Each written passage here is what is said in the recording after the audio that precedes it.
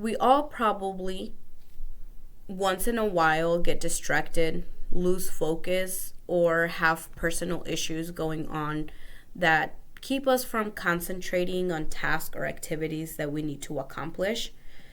Imagine this state every day or just simply losing focus throughout your whole day. People with attention deficit hyperactivity disorder, commonly known as ADHD, go through these type of symptoms, behaviors more often, and there's more to that. Usually when I thought about ADHD, I thought about a child who was hyperactive and just had a hard time concentrating. But ADHD is a little bit more than that. ADHD can be diagnosed as one of three types: inattentive, hyperactive impulsive, or a combined type. In order to be diagnosed with ADHD inattentive type, there is a criteria. There are specific behaviors that have to be met, such as failure to paying close attention to details, making careless mistakes, difficulty staying focused, failure to listen when others are speaking, failure to follow through on projects, disorganized approaches to tasks, distractibility, forgetfulness. They have a tendency to lose things, and they're very reluctant in engaging in activities or tasks that require sustained mental effort.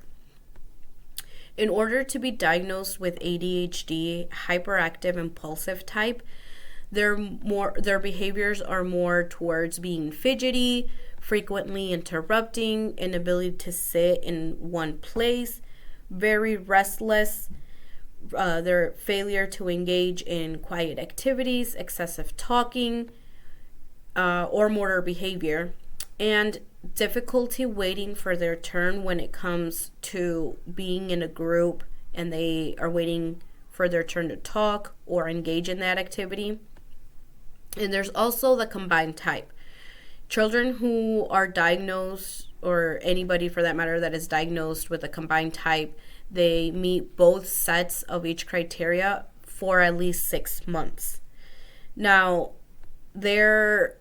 for a while, I had seen signs here and there of my second daughter having ADHD. And for quite a while, I want to say 2-3 years, I just observed her and I was letting it go. I didn't think that it was necessary for her to be diagnosed with ADHD. And it was things like her not being able to sit in one place, just so much energy that she was always constantly on the go, jumping up and down, interrupting.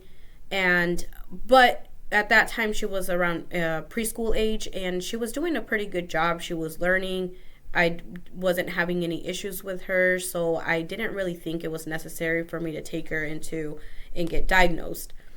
When I did, it was mainly because the whole COVID thing happened and kids were required to do online learning.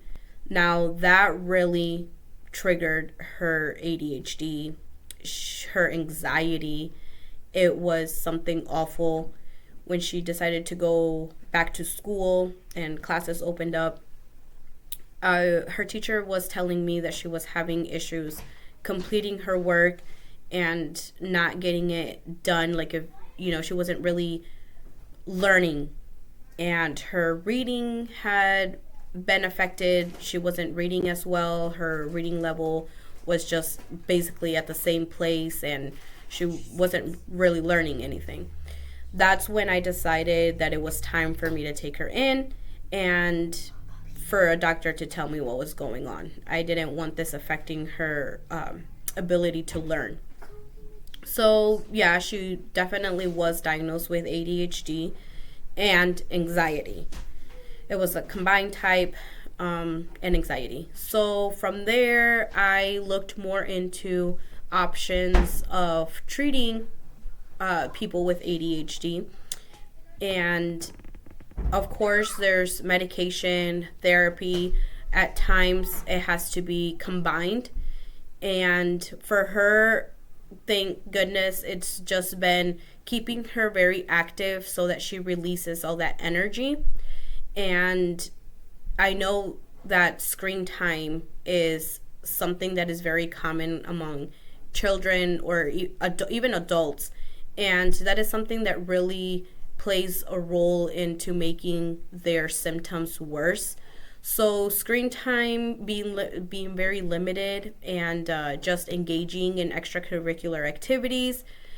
For example, she joined soccer, she joined ballet, whereas to prior to knowing that she had ADHD, my kids were not really into sports or any sorts of extra activities, and I encouraged them to really just do something that they really enjoyed and wanted to try out. So it doesn't necessarily have to be getting on medication right away, but that's always an option. And more than anything, just letting them release their energy is, I think, a very good way to go about it. ADHD is a disorder that is very commonly misdiagnosed or overdiagnosed, especially among children, little boys, because they have the ability to just have so much energy. The fact that they get distracted easily and do in fact have tons of energy make them seem like a good fit for the disorder.